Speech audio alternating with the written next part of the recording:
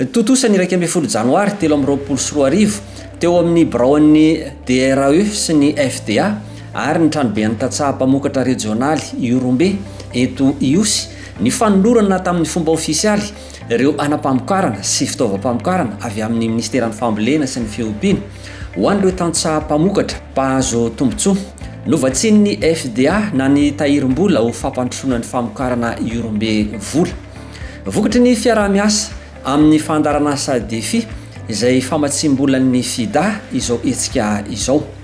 Tokantrano tatsaha 820 anatina fikambanana tantsaha miisa 420 avy amin'ny distrika 3 Iosy, Iakora ary Ivohibe izay mandrafitra ny faritra Iorombe no ny sitraka tohana ho famatsim-bola ny tetikasan'izy ireo.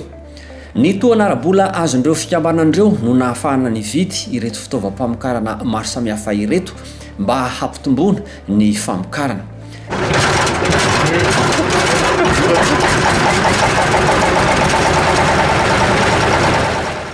Tena fambolena aloha dia kasaka dia mamboly vary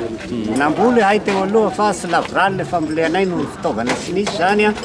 sariry ny asanay teo taloha dia sy nahafapo anay zany sy tratra ny tanjona tratrarinay 5 tonnes eo ny azonay tamin'ny fikambanana tamin'ny teo tamin'ny taon-dasa tamin'izay dia mety 2 zay angamba ro tratranay am'izao fitaovana azonay zany dia motoculture moa zany avy complet remorque charrue hersa fanosahana zany complet satria ay manana filaran-tany eo amin'ny 10 hectare eo ny fikambanana azo atoko satria toraka fanendrika amborona ny materiel azo ndanorana misy dia matoky sy mino afa tanterakinay daholo reo tany vilaran-taninay reo. Taorian'ny fampiarana ny teknika fambolem-bary-papri hatramin'ny taona 2024 ka nazahoan'ireo vondron'ny tatsaha vokatra tsara hatrany amin'ny 3,30 tonna isaky ny hektara dia nahazo tohana avy tamin'ny fandarana asa defi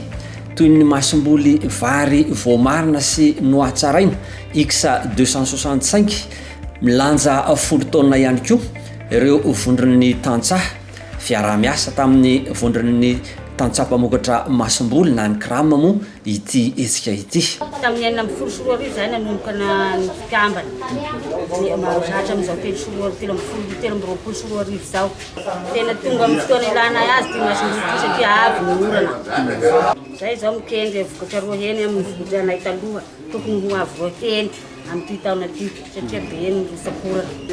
misaotra besaka ny fitondram-panjakana na amin'ny anay ty zavatra rehetra masom-boly ty fa voakarakara zahay ao amin'ny komina amin'ny fokotany amelonanay ny zanaka manjafinay. Tanjona ny anatrarana ny velarany fasivy dia ny fahavitatena ara-tsakafo napetraky ny filoham-pirenena. Raha tsy hivina dia efa nanomboka tany amin'ny volana novambra tany no nanao nyity fizarana hanampamokarana ity ny ao amin'ny ministera fambolena sy fiompiana zany tamin'ny alalan'ny tetikasa purpa dia mitohy hatrany zany fizarana hanampamokarana zany ny faritra Iorombe manokana moa zany raha ny tetikasa purpa dia masom-boly vary andrano no zaraina ary rehefa natambatra zany ny mpahazo tombontsoa tamin'ny tetikasa purpa ny avy amin'ny FDA sy ny fandarana asa defi zany dia efa tafiakatra hatrany amin'ny 9,000 mahery ny mpahazo tombontsoa ary masom-boly mahery ny 70 tonna ny efa voazara atao amin'ny faritra zany. Raha ny vary manokana zany dia manodidina ny 20 tonna eo izay eritreretina fa tody hatrany amina velara-tany mahery ny 1,000 hektara izay raha ohatra ka hoe atao kajikajy tsotsotra. Ny aty amin'ny faritra atsimo zany amin'ity lotsakorana aty dia tena mahavelo mpanantenana mihitsy satria ary amin'izao fotoana izao dia tena mbola fotoana ny lotsakorana tsara tonga ara-potoana ny masom-boly izay atolotra ny fanjakana ho tratra zany ny tanjona dia fanatrarana ny fahavitatena ara-tsakafo amin'ny alalan'ny paikady maromaro sy amin'ny alalan'ireo fitaovana ara-bola sy fiarahamonina maro ao anatin'ny izay ministera zay. Mijery akaiky ny ezaka fanohanana ny tantsaha ny fitondram-panjakana. Ka izao hetsika ataony fitondram-panjakana izao fanohanana ny tantsaha zao zany dia tena zava-dehibe tokoa ho an'ny faritra Iorombe manokana satria tena hoe ny ao amin'ny famaliana ilay tena filana voalohany, filana fototra ho an'ny vahoaka atao anatin'ny faritra Iorombe zay tantsa misy 10 izany vahoaka atao anatin'ny faritra Iorombe zany dia isaorana sy akasitrahana ny fitondram-panjakana zay mijery manokana ity faritra ity amin'izay lafin'izay zay fanatanterahana raha teo ilay vina fitondram-panjakana velorano fasilya ny fahavitantena ara-tsakafo tena ao anatin' izany fanatanterahana izany velorano zany tokoa zao fanohanana ny tatsaha zao ary miampy ny atao hoe toetany na ny rotsakora ny toetrandro amin'ity taona ity